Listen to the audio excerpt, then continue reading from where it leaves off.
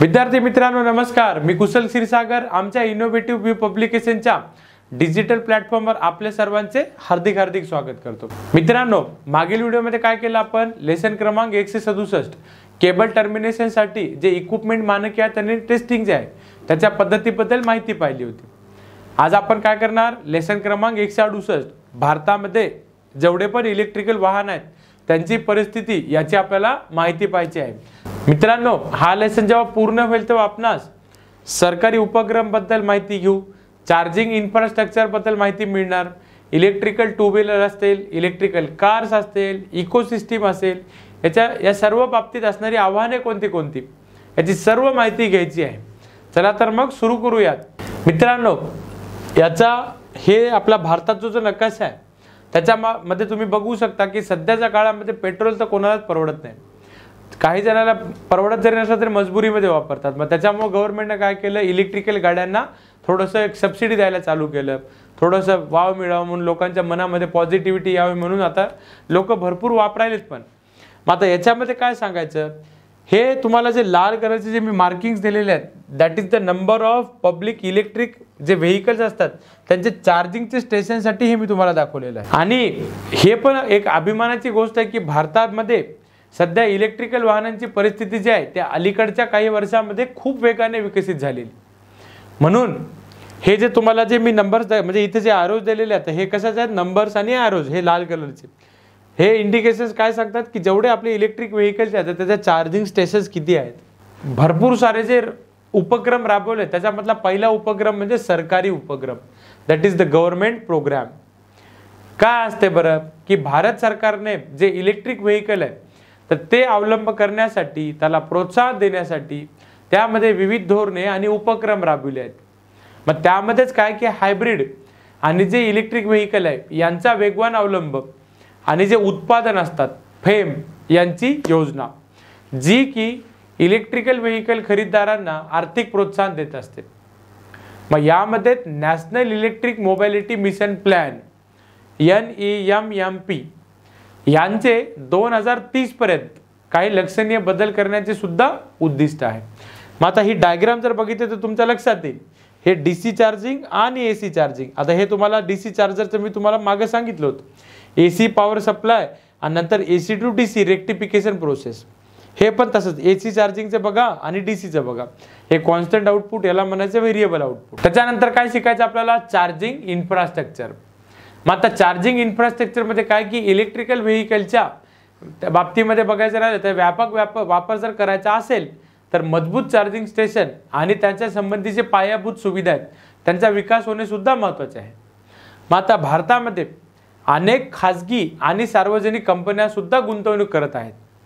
म्हणून भारत सरकारचा उद्देश काय की प्रत्येक महामार्गावर प्रत्येक 25 किलोमीटरवर एक तरी चार्जिंग स्टेशन आम्ही उभारणार अशी त्यांनी योजना जाहीररित्या पण सांगितलेली आहे। इलेक्ट्रिक टू व्हीलर, आता या इलेक्ट्रिक टू व्हीलर आपल्याला माहित आहे पेट्रोलच्या गाड्या आपल्याला सगळ्यांना माहित आहे।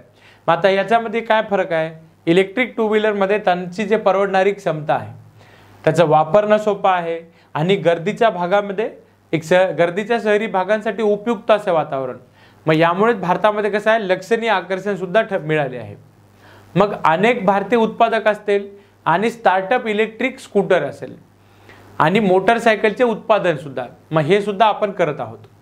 आणि याच वाहनांची सध्या बाजारपेठ जी आहे ते खूप जास्त प्रमाणे वेगाने वाहत आहे। तुम्ही बघत असताल 4 पैकी एका माणसाकडे तरी तुम्हाला इलेक्ट्रिक गाडी याच्या काळात दिसेल, इतका फरक पडत आलेला आहे। आता इलेक्ट्रिक टू व्हीलरच्या बाबतीमध्ये झालं, आता इलेक्ट्रिक कारच्या बाबतीमध्ये बघा, जे टू व्हीलर्स असतात तर त्या दुचाकी वाहनांच्या तुलनेमध्ये भारतात सध्या इलेक्ट्रिक कारचा अवलंब तुलनेने जरी कमी असला, म्हणजे टू व्हीलर जास्त दिसतात, कार थोड्याशा कमी दिसतात, तरी सुद्धा इलेक्ट्रिक व्हेइकल मध्ये लोकांची रुची वाढली आता सध्या। मग काय, अनेक वाहन निर्माते जे आहेत तर त्या वाहन निर्मात्यांनी भारतीय बाजारपेठेमध्ये इलेक्ट्रिक कार सादर केल्यात। मग ज्यामध्ये कसं असते आंतरराष्ट्रीय ब्रँड आणि देशांतर्गत उत्पादक यांचा सुद्धा समावेश आहे। सरकारचे जेवढे पण प्रोत्साहन असतील आणि अनुकूल धोरणं असतील त्या सर्वांमुळे येणाऱ्या काही वर्षांमध्ये सुद्धा इलेक्ट्रिक कारची मागणी वाढणारच अशी आपल्याला एक अपेक्षा पण आहे। कळालं मित्रांनो। इकोसिस्टीम डेव्हलपमेंट, काय दिसते बरं इकोसिस्टम डेव्हलपमेंटमध्ये? सगळ्यात पहिले दिसते regulatory, mobility, manufacturing, supplier, consumer and then community. मग आता इकोसिस्टम डेव्हलपमेंटमध्ये काय सांगायचं की वाहनची निर्मिती आणि त्याचे चार्जिंग याच संबंधित सुविधांसोबत बॅटरी उत्पादन असेल, इलेक्ट्रिक घटक असतील आणि आपले जे अक्षय ऊर्जा, त्यालाच इंग्लिशमध्ये काय म्हणतो आपण, नॉन रिन्युएबल एनर्जी, ह्या सगळ्यांना एकत्रित करण्यावर लक्ष केंद्रित करणाऱ्या कंपन्यांची एक वाढती इकोसिस्टम. भारतामध्ये कसं असते, टिकाऊ आणि स्वावलंबी जे इलेक्ट्रिक व्हेकल आहेत ते उद्योग निर्माण करण्यासाठी ही एक परिसंस्था आणि त्याच परिसंस्थेचा विकास करणे आपल्याला आवश्यक आहे. फायदे सांगितले, सगळं माहिती सांगितली. आता चॅलेंज बद्दल बोलू. दॅट इज द आव्हाने. काय असेल बरं? फायदे जर बघितले तर तोटे पण त्याचे आव्हानेच आहेत. भारताची प्रगती तर व्हायली, मग यामध्ये इलेक्ट्रिक व्हेकलचा पण सगळ्यात जास्त मोठ्या प्रमाणावर अवलंब करायचा असेल तर आणि त्या अवलंब करण्यावर काही प्रॉब्लेम्स पण आले तर ते आव्हाने पण आपल्याला बघावं लागतील. एक म्हणजे पारंपरिक वाहनांच्या तुलनेमध्ये इलेक्ट्रिकल व्हेकल थोड्याशा महाग पण आहेत, उच्च जास्तीची किंमत पण आहे, हे पण एक त्याचं आव्हान आहे. दुसरी म्हणजे काही क्षेत्रामध्ये मर्यादित चार्जिंग स्टेशन आहेत अजून पण. तिसरं म्हणजे पायाभूत सुविधा खूप कमी प्रमाण. चौथं म्हणजे जे गाडीमध्ये बॅटरी जे वापरतो आपण, टू व्हीलर असू द्या, फोर व्हीलर असू द्या, त्यांची limited range. That is also biggest challenge.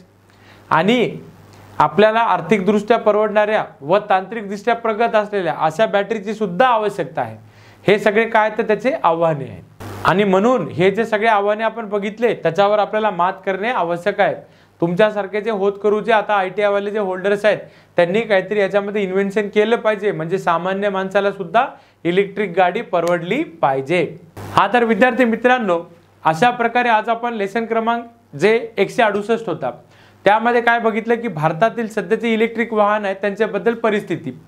पुढील व्हिडिओमध्ये काय करणार आपण? पुढील व्हिडिओमध्ये लेसन क्रमांक 169 म्हणजेच इलेक्ट्रिकल व्हेकल जे चार्जिंग आहे तर त्यांच्या सुरक्षिततेची आवश्यकता काय याची आपल्याला माहिती पाहिजे आहे. तेव्हा तर मित्रांनो भेटूयात आपल्या पुढील व्हिडिओमध्ये. तोपर्यंत सर्वांना धन्यवाद.